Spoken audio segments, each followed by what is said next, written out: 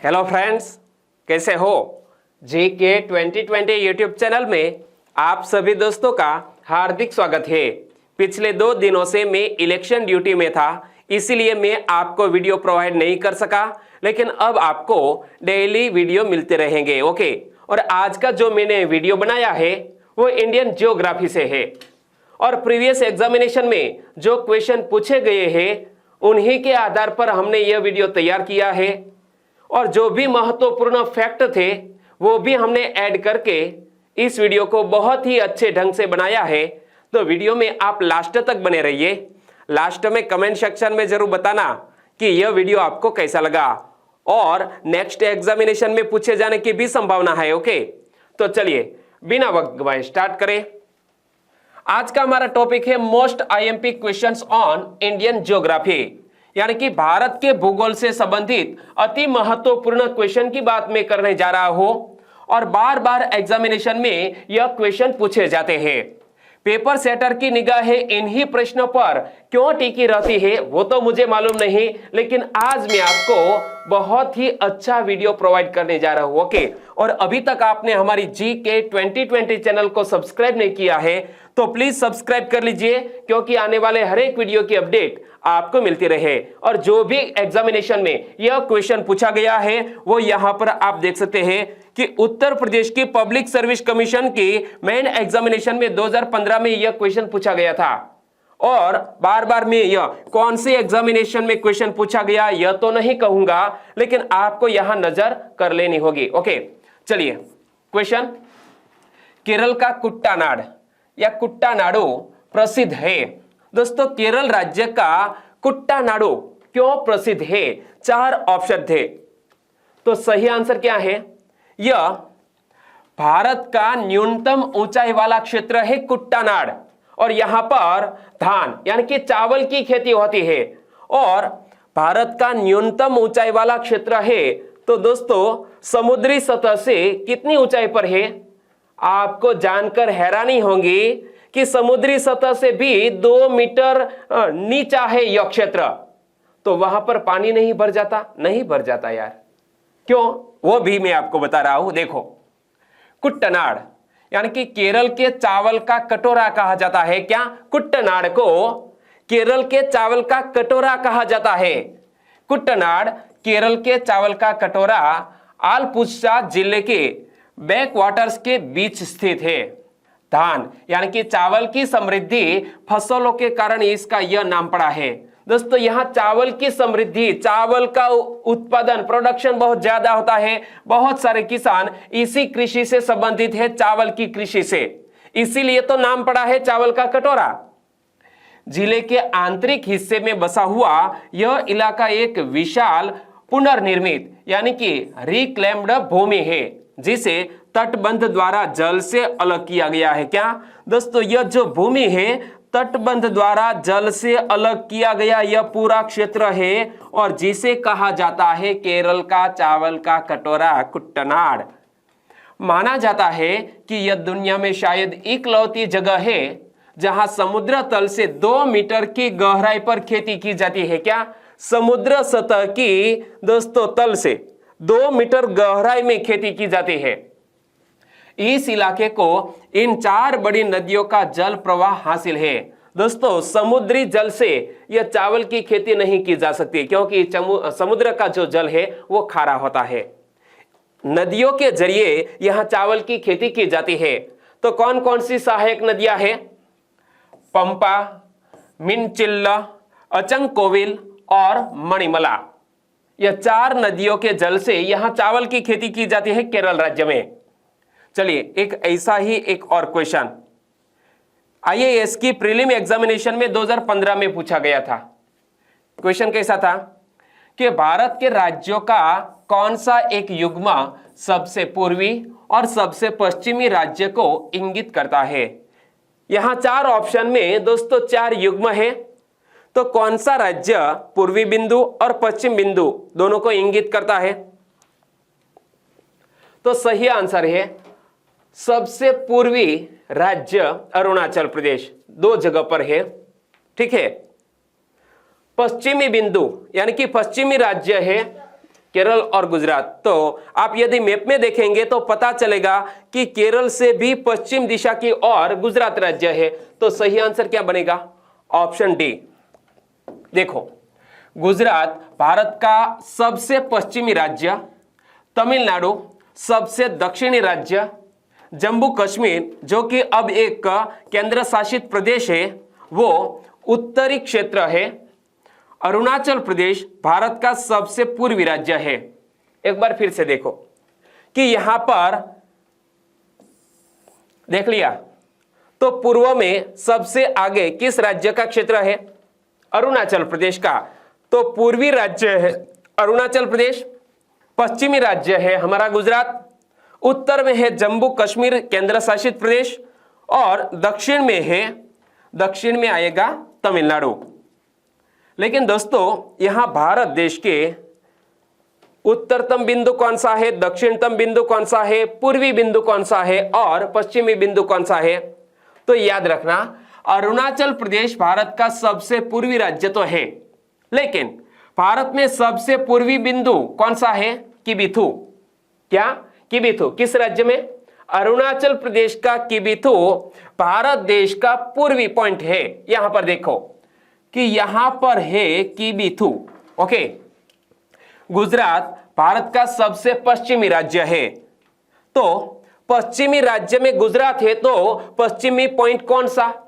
तो यहां पर है सीर क्रीक। क्या है? सीर क्रीक जो हमारा पश्चिमी बिंदु है। और यहां पर है उत्तर में जम्मू कश्मीर, यहां पर हमारा उत्तरी बिंदु है इंदिरा कॉल। याद रख लिया, इंदिरा कॉल। और यहां पर अंडमान निकोबार द्वीप समूह पर यहां पर है इंदिरा पॉइंट, इंदिरा कॉल, यहां पर किबिथु, यहां पर सीर क्रीक। यह हमारे भारत देश के चारों दिशाओं के अंतिमतम बिंदु है। तमिलनाडु भारत का सबसे दक्षिणी राज्य है। इंदिरा कॉल भारत के क्षेत्र में भूमि का सबसे उत्तरी बिंदु, उत्तर में इंदिरा कॉल। कन्याकुमारी मुख्य भूमि के भारत का सबसे दक्षिणी शहर है। कन्याकुमारी हमारे दक्षिण भारत का, यानी कि यहां पर यह है चेन्नई। Okay, sorry, Kanyakumari. चलिए एक और क्वेश्चन, तीसरा क्वेश्चन है, कौन एक कर्नाटक, केरल एवं तमिलनाडु राज्यों के मिलन स्थल पर स्थित है? यानी कि तीनों राज्य यहां मिलते हैं। तो ऐसा एक बिंदु, और यह question Uttar Pradesh public service commission की एग्जामिनेशन में पूछा गया था। तो बताइए, कौन एक कर्नाटक, केरल एवं तमिलनाडु राज्यों के मिलन स्थल पर स्थित है? तो सही आंसर है नीलगिरी पहाड़ियां। मैं आपको मैप के जरिए समझाता हूं कि भारत का कुछ इस तरह का मैप, दक्षिण का। यहां पर कौन सा घाट है? वेस्टर्न घाट, यहां पर पूर्वी घाट, और यहां पर जो पश्चिमी घाट और पूर्वी घाट दोनों मिलते हैं, तो यहां पर है नीलगिरी पहाड़ियां। और यहां पर नीलगिरी पहाड़ियां है तो यहां पर है कर्नाटक, यहां पर है केरल और यहां पर है तमिलनाडु। यानी कि तीनों राज्य यहां मिलते हैं। कहां पर? नीलगिरी पहाड़ियों में। देखो, नीलगिरी पर्वत तमिलनाडु में अवस्थित है। इन्हें ब्लू माउंटेन्स कहा जाता है। दोस्तों नाम क्या है? नीलगिरी। नील जिसे हम इंग्लिश में कह सकते हैं ब्लू। क्लियर? गिरी का मतलब होता है माउंटेन। गिरी, नील, कैसा? Blue mountain. तो तमिलनाडु में अवस्थित यह ब्लू माउंटेन, यहां पूर्वी एवं पश्चिमी घाट का संगम होता है। क्या? यहां पर पूर्वी और पश्चिमी घाट का संगम होता है। इसका सर्वोच्च शिखर दोदाबेट्टा है। याद रखना कि नीलगिरी पहाड़ियों का सबसे ऊंचा शिखर कौन सा है? तो क्या याद रखेंगे आप? दोदाबेट्टा। यह कर्नाटक, केरल और तमिलनाडु राज्यों के मिलन पर स्थित है। एक बार फिर से पढ़ ले। नीलगिरी पर्वत तमिलनाडु में अवस्थित है। इन्हें ब्लू माउंटेन्स कहा जाता है। यहाँ पूर्वी एवं पश्चिमी घाट का संगम होता है। इसका सर्वोच्च शिखर कौन सा है? दोदा बेट्टा। यह कर्नाटक, केरल और तमिलनाडु राज्यों के मिलन पर स्थित है, नीलगिरी पहाड़ियां। चलिए अगला क्वेश्चन। सैला दर्रा अवस्थित है किस राज्य में? सैला दर्रा किस राज्य में अवस्थित है? क्या गैस किया आपने?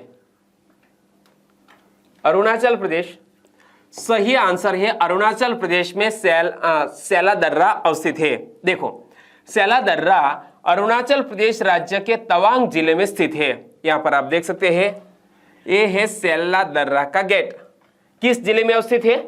तवांग जिले में। यह दर्रा तवांग से 78 किलोमीटर और गुवाहाटी से 340 किलोमीटर की दूरी पर स्थित है। और यह सैला दर्रा हमारे भारत देश के लिए क्यों महत्वपूर्ण है? तो यह समुद्री सतह से 4170 मीटर, यदि फीट में कहे तो 13,800 फीट की ऊंचाई पर यह सैला दर्रा है। सैला दर्रा कई पहाड़ियों के ऊपरी हिस्से में बना एक दर्रा है। दर्रा तवांग, तेजपुर और गुवाहाटी को सड़क मार्ग द्वारा जोड़ता है।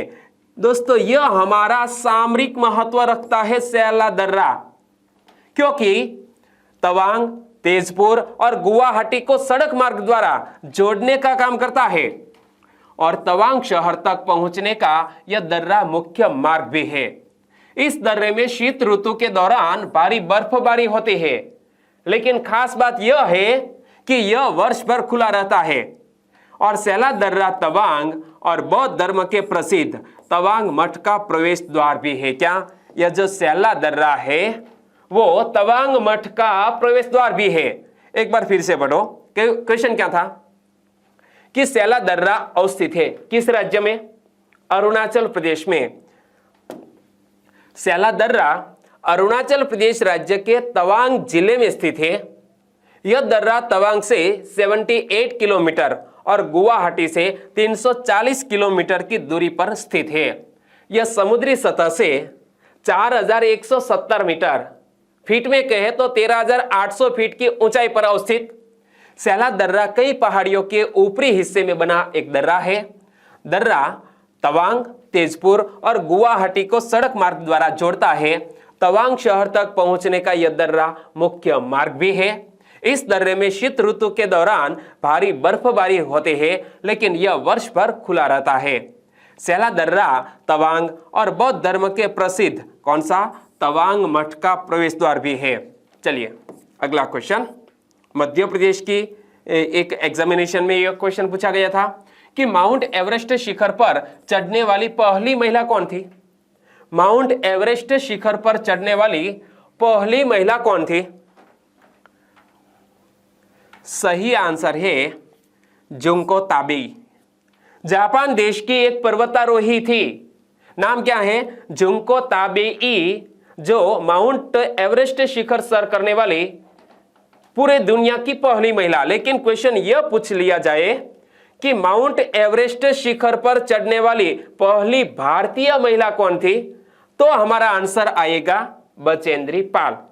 लेकिन एक और क्वेश्चन कि माउंट एवरेस्ट शिखर पर चढ़ने वाली एक बार नहीं बल्कि 2 बार माउंट एवरेस्ट शिखर पर चढ़ने वाली पहली महिला कौन थी, तो आंसर आएगा Santosh Yadav. Clear? Doubt clear? एक बार फिर से देखो कि माउंट एवरेस्ट शिखर पर चढ़ने वाली विश्व की पहली महिला कौन? जुंको ताबे। किस देश की? जापान की। माउंट एवरेस्ट शिखर पर चढ़ने वाली पहली भारतीय महिला बचेंद्री पाल।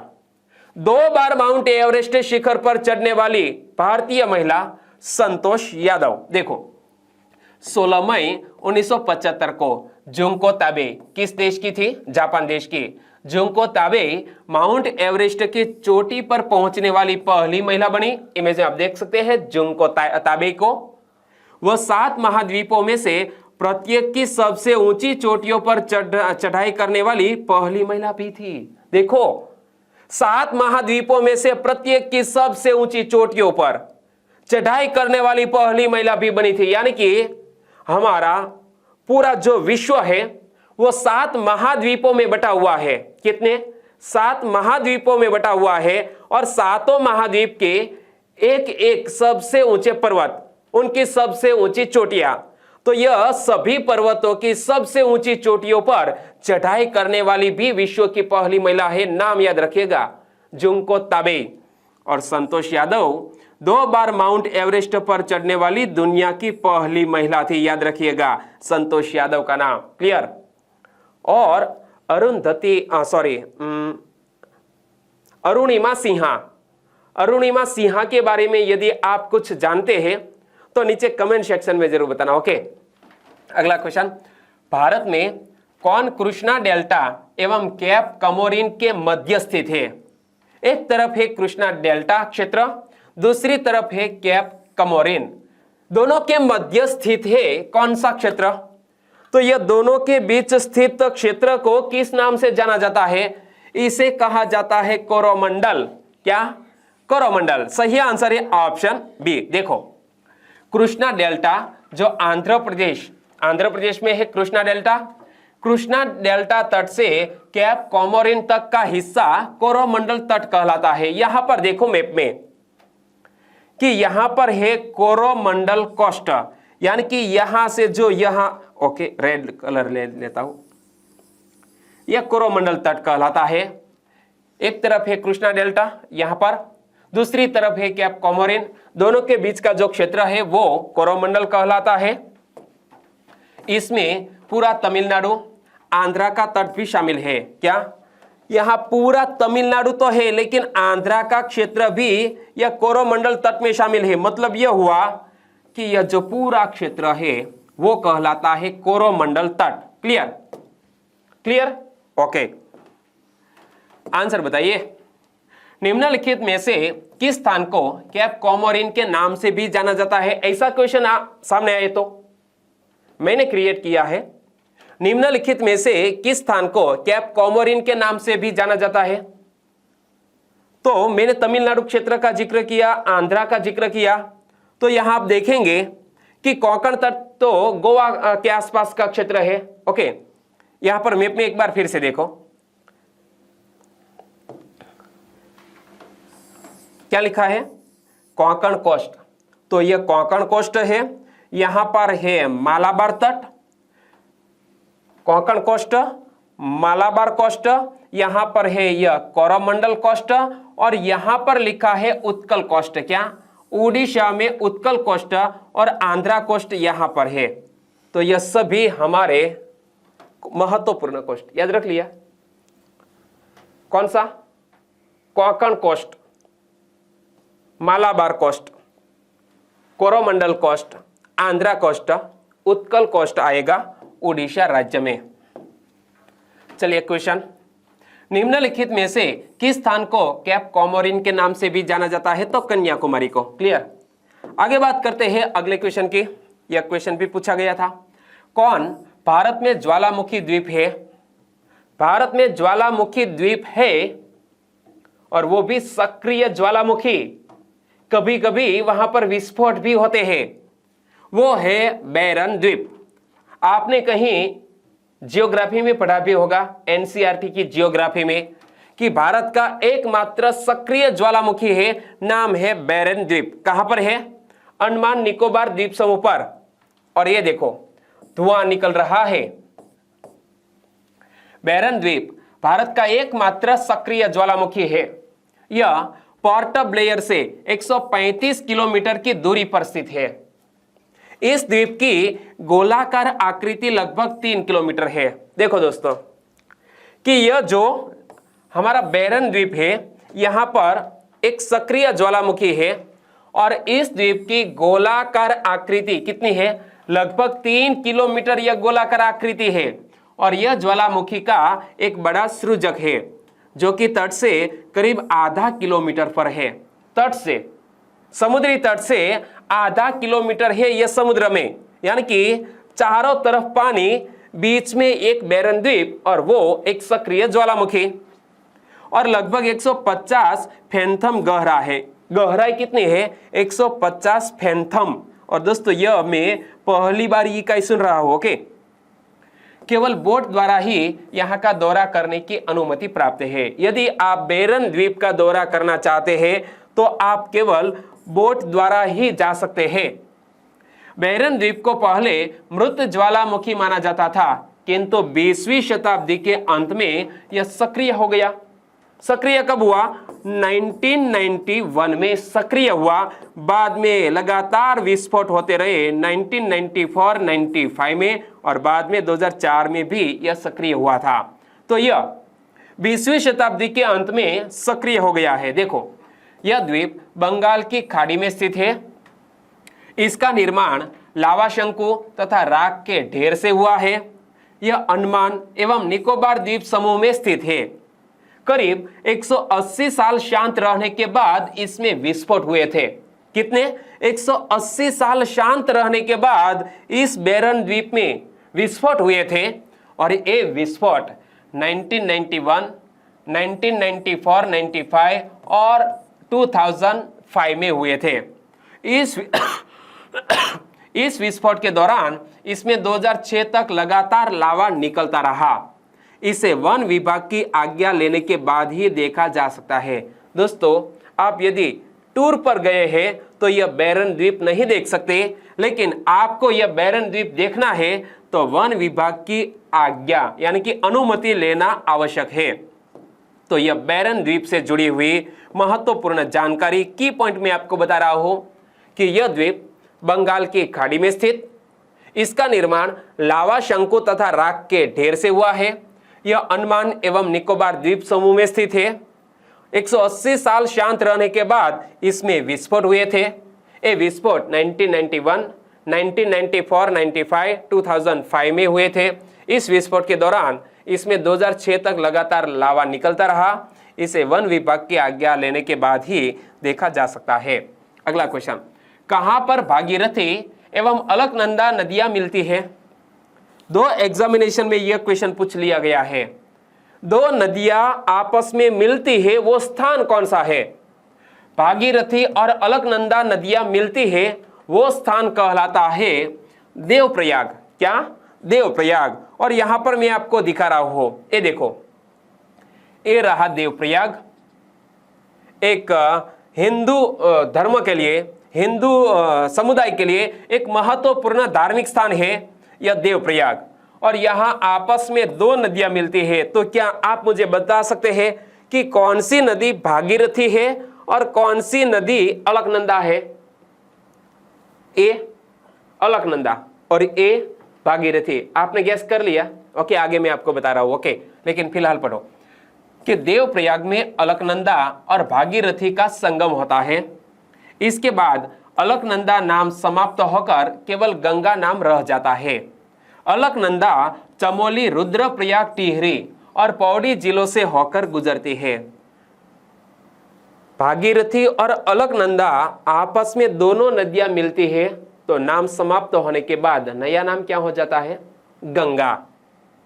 देवप्रयाग में भागीरथी और अलकनंदा मिलने के बाद नाम चेंज हो जाता है गंगा। गंगा के पानी में अलकनंदा का योगदान भागीरथी से अधिक है। यहां पर देखो, ए है अलकनंदा। यहां पर मैंने आपको बताया था कि ए है अलकनंदा और ए है भागीरथी। आपने बिल्कुल सही गैस किया कि ए है अलकनंदा और ए है भागीरथी। तो गंगा में भागीरथी से अलकनंदा का जो योगदान है जल का, वो अधिक है। यानी कि यहां पानी का बहाव अधिक है, यहां पर कम है। तो गंगा के पानी में अलकनंदा का योगदान भागीरथी से अधिक है। हिंदुओं का प्रसिद्ध तीर्थस्थल बद्रीनाथ अलकनंदा के तट पर ही बसा हुआ है। यहाँ जो बद्रीनाथ है वो अलकनंदा के तट पर ही बसा हुआ है। चलिए अगला क्वेश्चन, किसको दक्षिण भारत की गंगा कहा जाता है? दक्षिण भारत की गंगा किसको कहा जाता है? यहां पर दक्षिण भारत की कुछ महत्वपूर्ण नदियां हैं, मैं आपको मैप में दिखा रहा हूं। यह है कावेरी, यहां पर है कृष्णा और यहां पर है गोदावरी। ओके, बाकी यहां दो अरब सागर से मिलती है, नर्मदा और तापी। लेकिन दक्षिण भारत की प्रमुख नदियों में गोदावरी, कृष्णा और कावेरी है। तो किसको दक्षिण भारत की गंगा कहा जाता है? दक्षिण भारत की गंगा कहा जाता है कावेरी रिवर को। सही आंसर है ऑप्शन सी। दोस्तों यहां शब्दों की मायाजाल है, यानी कि दक्षिण गंगा किसको कहा जाता है? सुनिए, मेरी बात सुनिए, दक्षिण गंगा किसको कहा जाता है? तो आंसर बनेगा गोदावरी। लेकिन दक्षिण भारत की गंगा किसको कहा जाता है? कावेरी को। देखो, गोदावरी को दक्षिण गंगा के रूप में जाना जाता है। क्या? गोदावरी को दक्षिण गंगा के नाम से जाना जाता है। कावेरी नदी को दक्षिण भारत की गंगा के रूप में जाना जाता है। तो यहां इतने शब्द निकाल दीजिए तो आंसर बदल जाएगा। दक्षिण गंगा गोदावरी, दक्षिण भारत की गंगा कावेरी। कावेरी नदी के बारे में मैं आपको बता रहा हूं कि कावेरी नदी दक्षिण भारत की एक महत्वपूर्ण नदी है जो पश्चिमी घाट के ब्रह्मगिरी पर्वत से निकलती है और कर्नाटक और तमिलनाडु से होकर बहती है। यहां पर देखो यह है कावेरी नदी का जलमार्ग। तो कावेरी नदी पश्चिम घाट के, यहां पर है वेस्टर्न घाट, वेस्टर्न घाट के ब्रह्मगिरी पर्वत से, यहां पर ब्रह्मगिरी पर्वत से इस नदी का उद्गम होता है। कर्नाटक और तमिलनाडु से होकर बहती है। तो यहां कर्नाटक और आगे तमिलनाडु से होकर वो मिल जाती है समुद्र में। उनकी सहायक नदियां हिमावती, भवानी और शिमसा है। यह नदी बंगाल की खाड़ी में समुद्र में मिल जाती है और इसकी लंबाई कितनी है? 800 किलोमीटर कावेरी नदी की लंबाई है। सहायक नदियां कौन कौन सी? यहां से भी क्वेश्चन बन सकता है। हिमावती, भवानी और शिमसा किसकी सहायक नदियां है? तो कावेरी की। बंगाल की खाड़ी में समुद्र में मिल जाती है और यह कावेरी नदी कितनी लंबी है? 800 किलोमीटर। दोस्तों वीडियो को खत्म करते हैं, लेकिन यदि आपको अच्छा लगा कि इंडियन ज्योग्राफी के ये सभी फैक्ट आपको अच्छे लगे तो प्लीज वीडियो को लाइक करें और आपके दोस्तों को इस वीडियो की लिंक शेयर करना मत भूलिएगा। इसी तरह आपको वीडियो प्रोवाइड करता रहूंगा, लेकिन आपकी भी एक छोटी सी जिम्मेवारी है कि इस वीडियो को लाइक करें और आपके दोस्तों को इस वीडियो की लिंक शेयर करें। ओके, कल मिलेंगे।